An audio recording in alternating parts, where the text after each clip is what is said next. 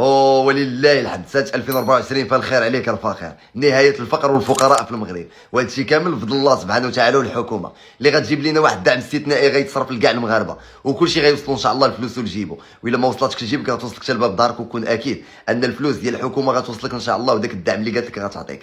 الا وليتي وليد 2000 درهم، وليد ثاني 1000 درهم و200 درهم للشهر على المدة ديال كل شيء غيوصلك ان شاء الله، ولكن بهدوء. تصنت ليا راه مع الدعم هذا كاين شي صدمات، رجعتي عصراب بالمده النشر السلبيه عاوتاني. مالك اصاحبي ما عجبك حتى شي حاجه، وها هما غيعطيونا قلتي الفلوس، وكل شهر غيوصلونا المؤونه، والناس اللي مع ارملات غيتخلصوا، وكلشي غيتخلص، انت كتقول لنا كاين صدام. شنو الصدامات؟ هاد السلبيه هادي بهدوء الشريف.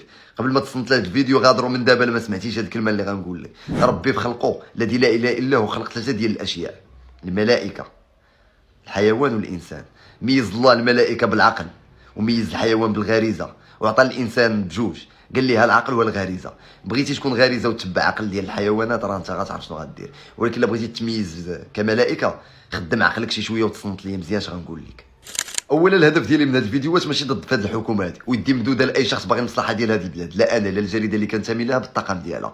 وثانيا ماشي من العشاق ديال ادسنس، وخير دليل هو السكرين ديال هاد الفيديو اللي كتشوفوا فيه، حيت عارف هاد المساله فيها الفلوس، وغدا يحبسها لك مارك، حيت ما عندوش لك بدا عليك انت. ولا مشيتي تعولتي على هاد المداخل هادو غادي تفيق واحد النهار وغادي تدخل في واحد المرض نفساني اللي خطير جدا. وعندي تجارب ديال بعض الاصدقاء اللي تبعوا هاد الفلوس هادو اللي ما عارفينش عليهم. بالنسبه لهم غير فيديو فيه 10 دقائق 12 دقيقه غيدخل به واحد المصروف، كيبقى معول عليه. واحد النهار كيصبح كيلقى الباج مشات، كيمرض في صحته. داكشي علاش انا فرحان ملي كنشوف كل فيديو داير الملايين المشاهدات وفيه غير 0 درهم، كنقول الحمد لله ولله الحمد، ومستعد نوري لاي شخص مباشره ماشي غير بالسكرين.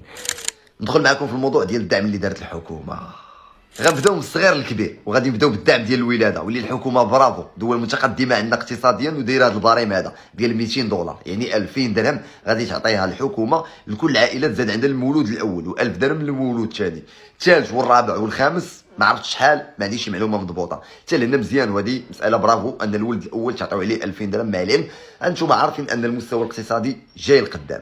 اللي عندي فيه مشكل واللي عندي فيه تساؤل ونقدر نطرحه عليكم هو داك الدعم اللي غادي تخصصوا الاطفال حتى لسنه 5 سنوات، يعني 200 درهم شهريا للطفل. خاصكم تعرفوا الحكومه الا كنتم ما عارفينش ان دوك الاسر المعوزه اليوم هذه دايره 150 درهم، غدا غتولي 179 درهم، وراه ولات 179 درهم. واش 200 درهم في الشهر؟ وهاد البواطه هذه كيستهلكها الطفل غير هذه بوحدها في 3 ايام 4 ايام، دايره 179 درهم البواط. لا بواط ها هي 179 درهم، ما عرفتش يبان لكم الثمن. هذه واش تقدر تكفيهم ال 200 درهم؟ انا كنقول لك ما تعطينيش 200 درهم، نقص لي الثمن هذه. غتقول لي مواد اوليه وكذا وهذه يعني راعيوا هذه المساله هذه. وتا المغاربه خصهم يحطوا في بالهم بان رغم 200 درهم ها هي راه عندك واحد المسائل غتزاد بزاف. دايرين 250 درهم شهريا في سنه 2025 و300 درهم شهريا سنه 2026. نبغيكم تعيقوا المغاربه في ذاك الدعم اللي كيبقاو يذكروا سنه 2026 كيطلعوا البارين. 2026 راه كاينه انتخابات، راه مقبلين على الانتخابات، يعني الاستراتيجيه اللي غادا بها الحكومه راه جايبه بكم لاستيك لسنه 2026 باش تقول لك راه هاك لحد الاقصى وانا معاك، وانا راه زايد بالحمامه. واش فهمتي؟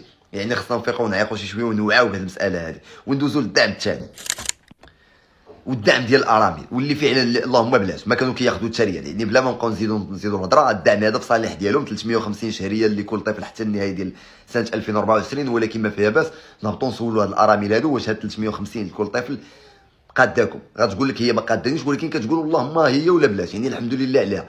375 شهريا في سنه 2025، وسنه 2026 غتاخذوا 400 ديال الدرهم. والدعم ديال الاسر بدون اطفال اللي ما عندهاش الاطفال غادي ياخذوا 500 درهم شهريا ابتداء من سنه 2023، يعني النهايه ديالها يعني يما شهر 11 يما شهر 12. رفع الدعم على البوطه، رئيس الحكومه في الفيديو كان مرعب وما مفهومش. انا غندوزو لكم كاع تشوفوه، كيقول بانه غادي يترفع تدريجيا الدعم على البوطه باش ما تحسوش بالصدمات، وانكم فعلا وهاد المساله زوينه، وانكم تاخذوا الدعم في شهر 1 وشهر 2 وشهر 3 حتى شهر 4 عاد نقدروا نزيدوا عليكم في البوطه.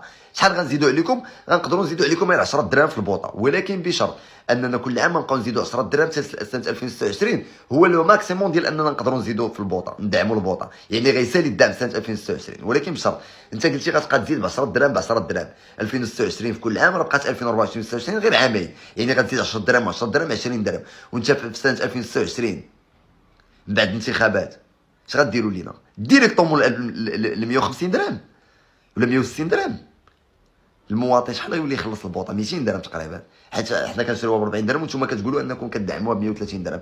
علاج ديال صندوق المقاصه غلط بزاف، ما مشيناش للدقيق اللي كيكلفنا 2 ديال المليار اننا نعالجوه. كنعرفوا المخبزات الكبرى اللي كتستافد منه. الرؤيه ديال الحكومه الا جلستي معاها تقدر توضح كتقول لك بصح، حيت البوطه الفلاح كيشري 1000 بوطه كيستعمل الغاز، علاش ما نمشيوش للقدره الشرائيه ديالو؟